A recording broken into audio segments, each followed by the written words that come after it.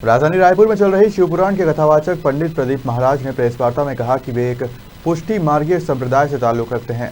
सभी 33 कोटि देवी देवता समान हैं। किसी भी भगवान की तुलना एक दूसरे से नहीं करना चाहिए।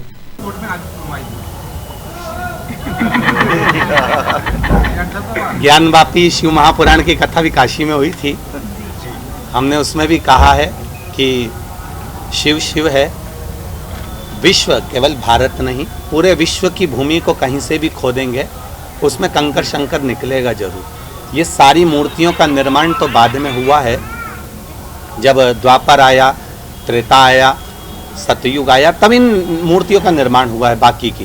पर शिव मूर्त का निर्माण तो पुरातन समय से रहा हुआ है। किसी भी भूमि को आप नीचे से खोदेंगे उसमें शिव मिलेगा।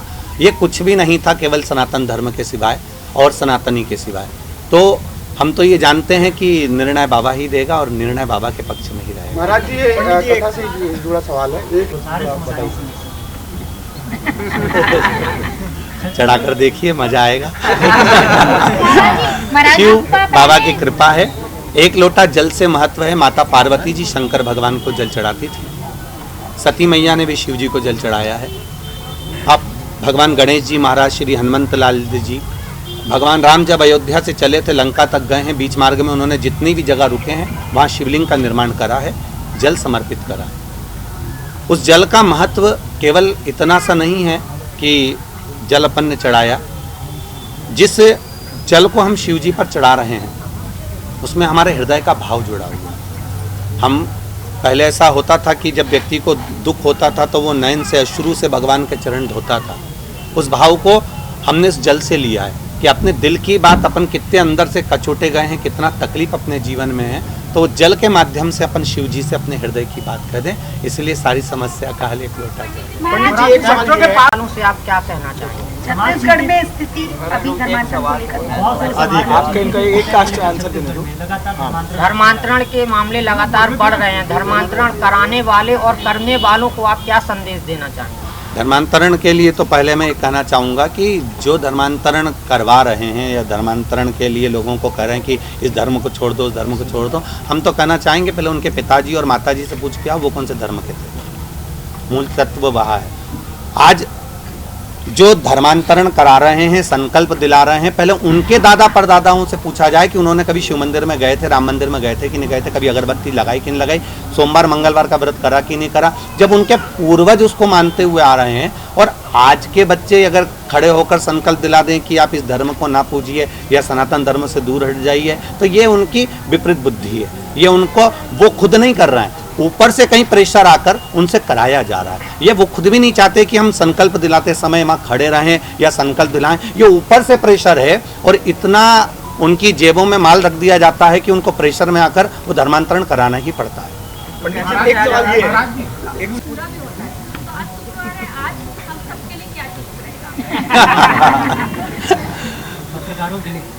मैं तो यही कहूँगा, शिव जी की कृपा सब पर बनी रहे, बाबा देवादिदेव महादेव की, और भगवान शंकर की आराधना के सिवाय कोई सुख नहीं जीवन में। फिर भी मेरा हमेशा निवेदन रहा है कि जहाँ कहीं भी अपने को वैभव की कमी लगती है तो हमारे यहाँ शिव महापुराण में जैसे काली मिर्च का प्रयोग बताया गया है, काली तिल का प्रयोग बताया गया है, उसी तरह कमल गट्टे के जल का प्रयोग बताया गया है कि शुक्रवार के दिन अगर कमल गट्टे का जल हम भगवान शंकर को समर्पित करते हैं, जैसे भगवान विष्णु ने अपने कमल नेत्र शिव जी को दिए थे, उसी तरह हम तो भगवान को अपना नेत्र निकाल कर दे नहीं पाते, तो कमल गट्टे का जल अगर समर्पित करते हैं तो शिव जी ने जैसे भगवान विष्णु को लक्ष्मी दी, वैभव दिया, वैकुंठ दिया और अपना सुदर्शन चक्र दिया, तो हम ये मानते हैं कि कमल गट्टे का जल अगर शिव जी को चढ़ाया जाता है तो उससे लक्ष्मी भी बढ़ती है, आरोग्यता भी आती है और वैभव भी प्राप्त होता है। जब आपने तो आप बताएं कि काफी कठिनाइयों का, अगर आप जो भी उपाय बताते हैं, लोग करते हैं तो ये बताते हैं कि डॉक्टर के ऑपरेशन से बचिए। डॉक्टर बोलते थे बहुत ऑपरेशन करना पड़ता था, लेकिन आपके दिए गए बातों से जैसे विश्वास करके वो आप जैसे बोलते हैं एक लोटा जल चढ़ाइए, फिर उसको जिस भी जगह पर परेशानी उस जगह पर लगाएं तो फिर वो जो बीमारी है वो ठीक हो जाएगी। तो काफी लोगों की बीमारी भी ठीक हुई है, तो ये कैसे, मतलब कैसे संभव हो पाया? विश्वास के साथ में हमने कभी भी अपनी व्यासपीठ से यही कहा, ये नहीं बोला कि आप डॉक्टर का इलाज बंद कर दीजिए। हमारी व्यासपीठ से हम हमेशा कहते हैं डॉक्टर के पास जाते रहिए, साथ में विश्वास शिव जी को लेकर जाइए। जैसे आपको दवाई लेना है तो आप मेडिकल पर जाकर खड़े हो जाएंगे और आपके पास में अगर रुपया नहीं है तो दवाई का मेडिकल वाला तो आपसे कह देगा ना पहले पैसा दीजिए इसके बाद ही दवाई मिलेगी। तो रुपया जैसे अपनी जेब में है तो अपने को विश्वास है कि मैं 10,000 की भी दवाई खरीद कर ला सकता हूँ और डॉक्टर से भी कह दिया तुम्हें जितनी लिखना लिख दो, मैं लाकर अब भी 2 मिनट में देता हूँ। उसी तरह शिव रूपी विश्वास जब हमारे साथ में है तो आप किसी भी डॉक्टर के पास खड़े हैं, ये निश्चित है वहाँ से आप जीत कर जरूर आएंगे। महाराज हर घर में जो है वो ग्रस्त हो गई है, तो क्या संदेश आप देना चाहेंगे कि कम से कम हमारी भारतीय संस्कृति बची रहे? हम तो इतना कहना चाहेंगे, आपका परिधान से मतलब नहीं है और आप खूब पढ़े, खूब उन्नति करें, विद्वान बने, पर साथ में मूल चीज यह है कि घर के जो संस्कार हैं, घर के जो माता पिता के संस्कार हैं वो हमारे जीवन में रहना चाहिए। हम ये नहीं कहते कि विदेश ना जाइए या आप अंग्रेजी ना पढ़िए, खूब पढ़ो, दिल से पढ़िए, परंतु साथ में हमारे जो मर्यादाएं हैं, हमारे जो संस्कार हैं उसको ना भूलें। जैसे आज के ज़माने में जो नए नए नाटक और फिल्मों का निर्माण हो रहा था, अब तो खैर बहुत कंट्रोल हो गया शिव कृपा से, क्योंकि लोगों ने धीरे धीरे नाटक को भूलते हुए शिव पुराण को सुनना चालू कर दिया, तो बहुत कुछ कम हुआ है और उससे उनको मालूम पड़ा कि अपन को अब धर्म को जोड़ना है। जैसे साउथ की जितनी भी फिल्में बनती हैं उसमें हमारा संस्कार झलकाया जाता है, हमारा सनातन धर्म को दिखाया जाता है, मंदिर से शुरुआत होकर मंदिर पर ही विराम दिया जाता है। उस तरह से हमारे आने वाले नाटक सीरियल जितने भी हैं उसको हम थोड़ा सा परिधान को भी बदलें, थोड़े अपने विचारों को भी बदलें, तो हो सकता है नवी वक्तिम और अच्छी होती चले जाए और पाश्चात्य सभ्यता के अंतर्गत थोड़ा सा पीछे हटकर वापिस हमारे सनातन धर्म की ओर अग्रणी। महाराज आखिरी के 2 क्वेश्चन बस।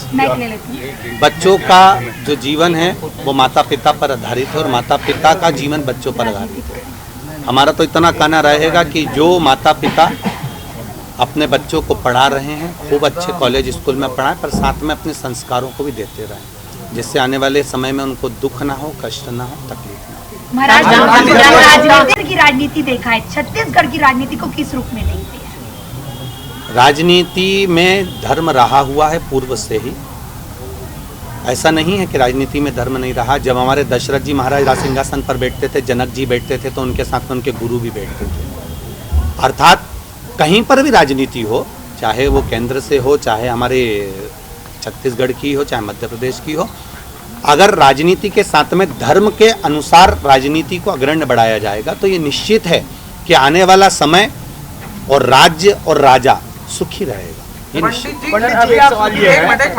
करो, कर्म श्रेष्ठ है। हम तो खुद व्यासपीठ से रोज चिल्ला चिल्ला कर कहते हैं कि कर्म प्रधान है। शिव जी ने भी तो कर्म किया है। अगर भगवान शंकर की धर्मपत्नी माता पार्वती के बच्चे रो रहे हैं, शिव जी ने उनके लिए बैकुंठ जैसा सुख लाकर नहीं दिया। आज के माता पिता बच्चों को पहले से ही बता देते हैं कि तेरे लाकर में इतना रुपया पड़ा है, तो बच्चे कर्म नहीं करेंगे। और शंकर भगवान ने अपनी औलाद को, अपनी संतान को ये कभी नहीं कहा कि मैंने रावण को सोने की लंका दी है तो मैं तुमको भी दूंगा। शिव जी ने कहा अपनी मेहनत पूर्ण करिए। तो भगवान शंकर के पुत्रों के लिए शिव जी कर रहे हैं कि कर्म करिए, और पुत्र भी कर्म कर रहे हैं, बेटियां भी कर्म कर रही हैं। तो शिव तो हमेशा कहते रहे हैं कि कर्म प्रधान है। तो हम तो ये कहेंगे कर्म करो, पर कर्म के साथ में शिव पर विश्वास पूर्ण रखिए। महाराज जी रुद्राक्ष के पीछे की क्या कहानी है और क्या वाकई उसमें आपके माध्यम से प्रभु का स्पर्श उस रुद्राक्ष में रहता है?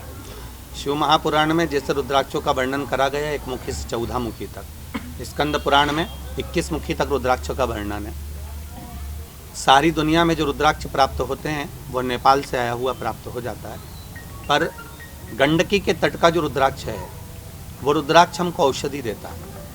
ये रुद्राक्ष की मालाएं यहाँ पर मिलती हैं, रुद्राक्ष बना बनाया प्राप्त हो जाता है आपको वो रुद्राक्ष। और इस रुद्राक्ष में ये अंतर मिलता है कि सीहोर का जो रुद्राक्ष होता है वो सीधा जैसा बेर होता है, ऐसा बोर जैसा आता है, बोरियों में भरा कर, कच्चा की कच्चा, गीला की गीला। उसमें फफूंद लग जाती है जब वहाँ से चलता है गंडकी से, तो उसको सुखाया जाता है। सुखाने के बाद में उसको पानी में गला देते हैं। गलाने के बाद में 8 लोग 10 लोग लगे रहते हैं उसको मलने में, फिर वो निकल जाता है। इसलिए कई हमारे यहाँ के रुद्राक्ष में छिलका भी बना बनाया मिल जाता है। पूरा खुला हुआ तो नहीं मिल पाता, तो छिलके भी लगे लगाए मिल जाते हैं। वही रुद्राक्ष शिव जी का जो शिवलिंग शिवरात्रि पर बनाया जाता है रात दिन, उस पर 24 घंटे पानी चढ़ता रहता है। और जितने भी भक्त लोग वहाँ आते हैं वो श्री शिवाय नमस्तुभ्यम या पंचाक्षर मंत्र या षडाक्षर मंत्र बोलकर जल चढ़ाते हैं। हमारे यहाँ के विद्वत ब्राह्मण मंत्रों का स्मरण निरंतर 24 घंटे करते हैं, वो पानी जो शिव जी पर चढ़ता है वो रुद्राक्ष अपने आप सिद्ध हो जाता है। जैसे हम लोग कहते हैं ना कि सिद्ध होने में देरी नहीं लगती, आप भी अगर किसी मंत्र को निरंतर जाप कर रहे हैं तो सिद्धता है कि आपकी वाणी, जैसे हमारे घर की बुजुर्ग माताएं, हमारे घर की जो माँ होती है कई बार ऐसे शब्द बोल जाती है, बेटा उसको दूरदृष्टि हो जाती है, क्योंकि इसका भजन का तेज इतना बढ़ जाता है कि वो समझ जाती है, अपने बच्चे को बता देती है ऐसा मत कर, इसमें तेरे को घाटा लग जाएगा। फिर भी बच्चे अगर कर लेते, बाद में घाटा खाकर माँ के पास आते हैं तो माँ कहती है मैंने तेरे को बोला था, तो समझता नहीं है, वो उसका भजन का बल बढ़ जाता है। उसी तरह भक्त इतने आते हैं प्रेम रहकर, हम लोग व्यासपीठ से कहते हैं कि इतने भक्त जो आ रहे हैं, कोई राजनेता की सभा होती तो शायद बुलाना पड़ता बसों से, ये भक्त जो आ रहे हैं विश्वास लेकर आ रहे हैं, इनके चरण की रज इतनी भारी है कि रायपुर का वैसे ही आनंद हो जाएगा। अंधविश्वास में क्या अंतर है? आपके यहाँ जो कथा सुनने आते हैं वो अंधविश्वास कहेंगे उसे या आस्था कहेंगे? अंधविश्वास और आस्था में बहुत अंतर है। अंधविश्वास के अंतर्गत आप उनको बेल दे रहे हो, भभूति दे रहे हो, नारियल दे रहे हो या कोई सामग्री दे रहे हो, वो अंधविश्वास के अंतर्गत आ गया। या फिर कोई चमत्कार प्रकट हो रहा है तो वो अंधविश्वास के अंतर्गत आ गया। जैसे कोई कह दे कि इसके नीचे ज़मीन खोद लो, इसमें हंडा निकल जाएगा, तो हम भी विचार में रहते हैं ऐसा कहीं का मिल जाए, हमको भी हंडा दे दे तो हम भी इसमें रहते हैं, पर इसको अंधविश्वास कह सकते हैं। पर आस्था उसको कहते हैं कि जिसके अंतर्गत जैसे आपने किसी के प्रति कोई कार्य कर दिया और उसके मन में आपके प्रति श्रद्धा बढ़ गई और विश्वास बढ़ गया, उसको आस्था कहते हैं। शिव जी के प्रति लोगों का आस्था और विश्वास जो बड़ा है, श्रद्धा बड़ी है, वो केवल आस्था के अनुकूल है, उसमें कोई दिखावा, क्योंकि हम तो लोगों से मना करते हैं कि आप लोग अपने घर के नज़दीक में जो शिव मंदिर हो वहाँ जाओ, शंकर का स्मरण करो, शंकर की भक्ति करो।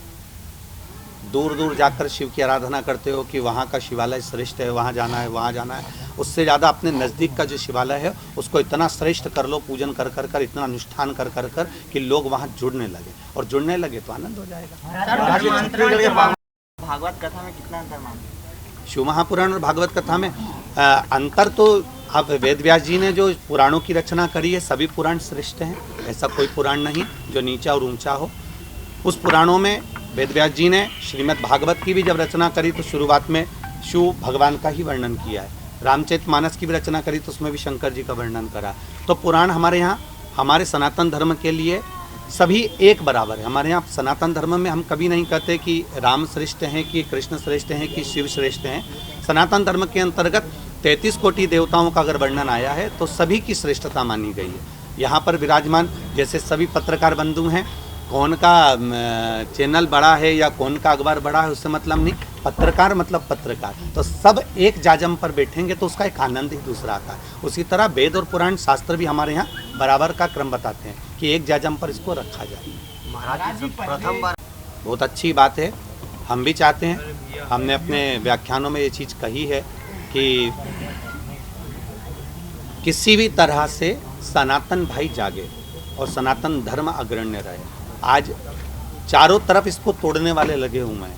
कोई कहता है कि अगरबत्ती, हमने कल परसों भी कथा में कहा कि अगरबत्ती में बांस होता है, अगरबत्ती मत लगाइए। हम कहते हैं वो विश्वास से शिव जी के मंदिर जा रहा है, आप शंकर जी को एक लोटा दूध चढ़ा रहे हो, आपको कैसे मालूम कि ये गाय का ही कि भैंस का है? आपने तो विश्वास रखकर गाय का दूध समझ के ही शिव जी को चढ़ाया है, तो शंकर जी उसी गाय के भैंस के दूध को भी गाय का समझकर स्वीकार कर रहे हैं। आप दिल से क्या भजन कर रहे हैं, आप हृदय से भगवान को क्या पूछ रहे हो, मूल चीज़ वहाँ आती है। तो अगर आज सनातन धर्म की अग्रण्यता है तो उसके लिए बहुत श्रेष्ठता वाली बात है, और जगत गुरु शंकराचार्य जी के साथ पूरा राष्ट्र खड़ा हुआ। पहले तो कहूँगा मेरे युवान बहन भाई को मैं इतना ही कहना चाहूँगा कि शिव जी ने कोई नशा नहीं करा। ये जो शिव जी के नए नए पोस्टर बनाए गए हैं, चिलम पीते हुए, गांजा पीते हुए, ये सब बात के बने हुए हैं। पूर्व के समय पर अगर भगवान शंकर का एक स्वरूप देखा जाए तो शिव जी के लिए जब विष भेजा गया था और विष की बूंदें जब नीचे गिरी थी पीते समय तो उससे भांग धतूरा उत्पन्न हो गया था। वो भांग धतूरा शंकर जी के पास में रखा हुआ है और शिव जी उसको पीते नहीं हैं। रखा इसलिए है क्योंकि मुख से गिरा है तो वहाँ उत्पन्न हो गया, वो वहाँ रखा हुआ है, पास में नज़दीक में रखा हुआ है। जैसे कोई व्यक्ति अगर बैठा हुआ है, उसके पास में पानी की बोतल रखी हुई है या कोई वस्तु रखी हुई तो रखा है, परंतु शिव जी उसका सेवन नहीं करते। स्वयं माता पार्वती जी ने शंकर जी से प्रश्न किया कि आप किसके नशे में रहते हो? शिव जी कहते हैं मुझे राम नाम और कृष्ण नाम का इतना भारी नशा है कि दूसरे नशे की जरूरत ही नहीं पड़ती है। जब आप शिव जी का नशा कर रहे हैं या राम नाम कृष्ण नाम का नशा कर रहे हैं तो दूसरा नशा चढ़ता ही नहीं है, ये निश्चित है। आज पब्लिक को जो नशा चढ़ा हुआ है वो शिव के नाम का ही तो चढ़ा हुआ है। यहाँ कौन सा भांग का प्रसाद बट रहा है, यहाँ कौन सी चिलम दी जा रही है, केवल एक शिव तत्व लोगों के भीतर। महाराज कि बच्चा फिक्स कर लेता है कि मुझे ये करना है, कि आपने भी अध्यात्म की ओर जाने का प्रयास आपने किया? अध्यात्म की ओर तो नहीं कह सकते, क्योंकि जिस व्यक्ति के पास में अगर भोजन करने का भी धन ना हो, दूसरों के कपड़े पहनकर स्कूल जा रहा हो और किताबों से दूसरों की पढ़ रहा हो, तो उसका लक्ष्य क्या हो सकता है? उसके लिए मूल लक्ष्य होता है भोजन, उसका परिवार। घर में जिसके दो दो बहनें हों और वैवाहिक जीवन भी सम्मुख में आ रहा हो कि भाई शादी भी करना है, ऐसी स्थिति में, परिस्थितियों में हमें तो यहाँ तक ध्यान में है, और ज़्यादा लंबे समय तो हुआ नहीं है कथा, आप लोगों की इस उम्र के हैं। तो हमारी जब बहन की शादी थी तो सीहोर में एक सेठ की शादी हुई थी, तो हम हमारी माँ के साथ में, हमारे पिता के साथ में उन सेठ जी के हाथ जोड़ने के लिए गए थे कि साहब ये जो डेकोरेशन है ये डेकोरेशन रहने दीजिए और हमारी बहन की बारात आए तो इसी डेकोरेशन में शादी हो जाए। तो यहाँ तक जीवन था, तो अब उसके हिसाब से अब ये सोचेंगे कि लक्ष्य तो हमारा केवल मूल था कि भगवान के कृपा से भरपेट भोजन मिल जाए, पर मेरे शिव जी की भक्ति कभी नहीं छोड़ी और शंकर का स्मरण करते रहे, तो भोलेनाथ जी ने पेट तो भरा ही पर जीवन भी संवारा है। इसलिए हम सभी से कहते हैं आपका कर्म पूरा करिए, आप जितना कर्म करने के लिए भगवान ने मृत्यु लोक में शरीर दिया है, खूब मेहनत करो, दिल से करो, पर मेहनत के साथ में विश्वास परमात्मा पर पूर्ण रखिए, तो आप अपनी मंजिल तक जरूर पहुँचेंगे। शिव महापुराण और कथा कर रहे हैं, पूरे देश भर में सुनी जा रही, दुनिया में सुनी जा रही, इसकी प्रेरणा आपको कैसे मिली, कैसे आपने शुरुआत की, इसके बारे में थोड़ा सा हम लोग जानना चाहेंगे। शिव महापुराण की कथा जो है, पूर्व से ही मैं गोवर्धन नाथ जी का परम भक्त रहा हूँ शिव बाबा के चरणों में, तो मेरे गिरिराज बाबा ने ही लाकर छोड़ा है। चकलेश्वर महादेव गिरिराज परिक्रमा में पढ़ते हैं, हम लोग पुष्टि मार्ग से हैं, ब्रह्म संबंध हुआ है, और गिरिराज बाबा की परिक्रमा में चकलेश्वर महादेव पढ़ते हैं, उनकी आराधना नित्य करना, स्मरण करना, भगवान शिव भक्ति की ओर अग्रणी रहना। शुरुआती जो समय रहा है वो थोड़ा सा बहुत गरीबी का रहा है, कहीं शिव मंदिर में बैठे रहते थे, भगवान शंकर की आराधना, शिव मंदिर को साफ करना, शंकर भगवान पर जल चढ़ाना, क्योंकि पहले मंदिरों में भी इतनी भीड़ नहीं होती थी, शिव मंदिर में जाले लगे होते थे, शिव मंदिर के ऊपर जो बेलपत्र पड़ी है वो 2-4 दिन तक पड़ी ही रहती थी, तो उसको पूरा निर्माल्य उठाकर विसर्जन करना, सफाई करना, तो कहीं ना कहीं मेरे देव अधिदेव महादेव की कृपा, शिव की उदारता है जो उन्होंने चुना। रुद्राक्ष जो है एक मुखी, दो मुखी, जो अलग अलग राशियों के हिसाब से अलग अलग लोगों को धारण करने चाहिए, लेकिन आपने रुद्राक्ष महोत्सव में प्रसादी टाइप का सभी को बांटा था, तो इस पर जो लोग पहनते हैं तो इससे कुछ असर पड़ेगा, क्योंकि वो बिना देखे वो पहने? कुछ नहीं, इसमें अगर आप ज्योतिष के अनुसार अगर पहनना चाहते हैं तो ज्योतिष के अनुसार पहन सकते हैं। ये तो शिव सीहोर का जो रुद्राक्ष है वो केवल प्रसाद के रूप में मिलता है, जब रोग बीमारी रहती है तब उसका पानी गला कर पिया जाता है, और बाकी के समय में उसको रखा जाता है। उसको धारण करने की जगह जितना आप रखेंगे उतना फलदायक रहेगा।